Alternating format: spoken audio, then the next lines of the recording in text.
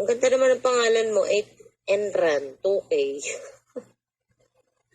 Sabi naman ni Timawa ng SOCMED, Kiba, hirap na hirap ka sa pagtrabaho sa Japan. Nagpapasarap naman si washing machine kay Pau Pau Bilat. Balita ko nga, huwag makinig kayo ha, sila na lang pala ang nagde-date ngayon at wala ng camera. Off-cam na. At syempre, hindi sila pagala-gala sa labas. Nasa loob lang sila lagi ng room. Oh, meron ba kayong ganyan na balita? Wala kayong alam. Sino yan? Lalaki na naka-wheelchair sa flex. Eh, sino pa chik-chik? Yung nagmamaganda na si DJ Puwet. Puro hiram lang naman sa photo booth yung kanilang mga photo lab. Mga picture nila.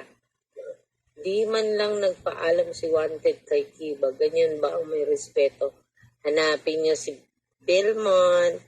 Busy si Belmont. Nagpapasarap ngayon. May inaararo. Diba?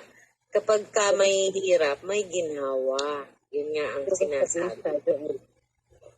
Ikaw, kamusta na ikaw, PKM? Ano ba pinagkakabalahan mo? Bakit